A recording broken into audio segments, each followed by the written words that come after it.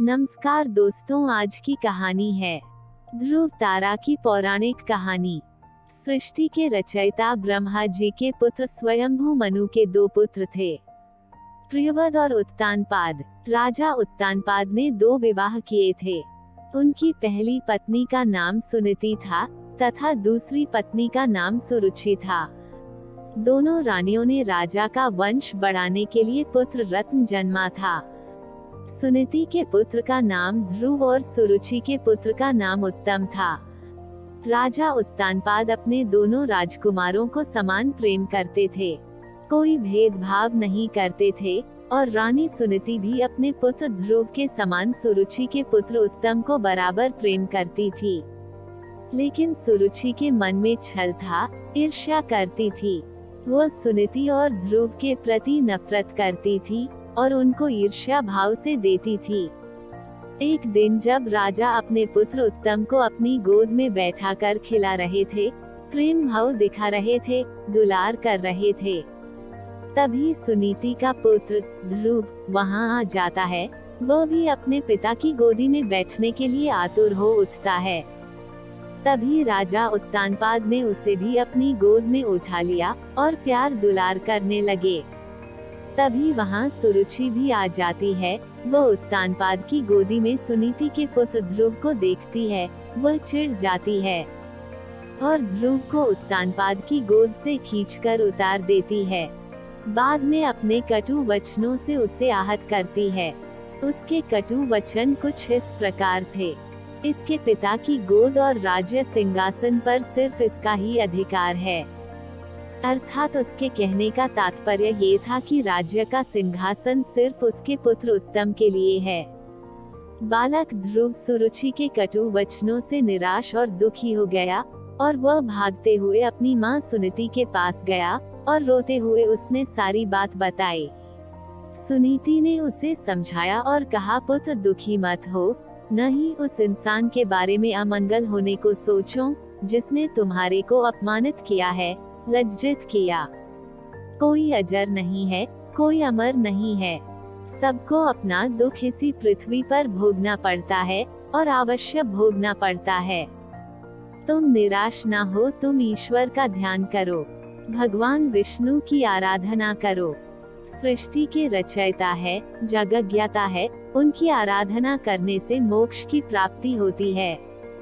वह तुम्हारे दुख को दूर कर देंगे, इसलिए उनकी आराधना करो, उन पर विश्वास रखो। माता की बात सुनकर बालक ध्रुव में भगवान विष्णु के लिए भक्ति का भाव जागृत हो उठा।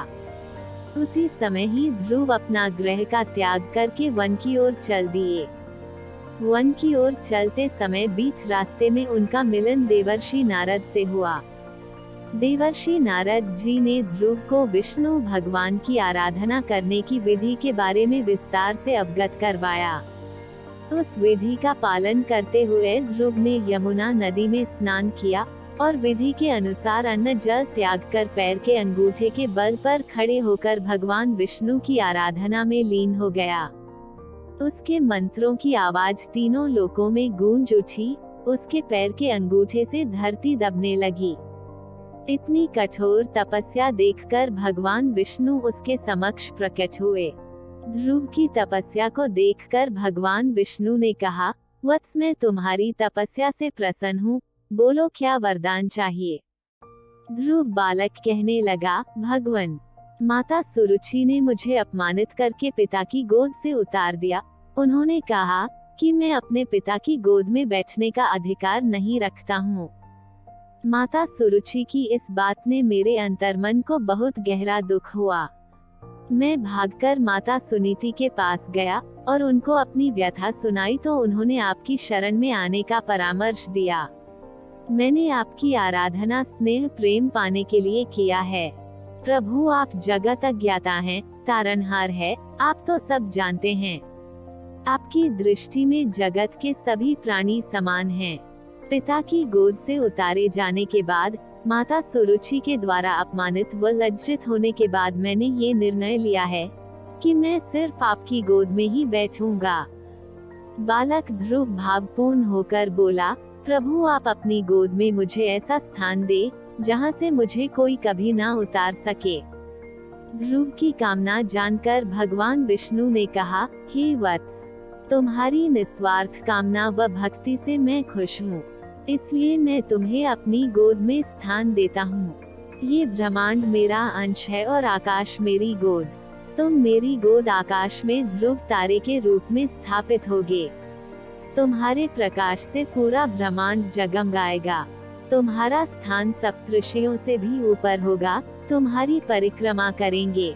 जब तक ब्रह्मांड है, तुम्हारा स्थान निश्चित है। तुम्हारे स्थान से तुम्हें कोई गिरा नहीं पाएगा।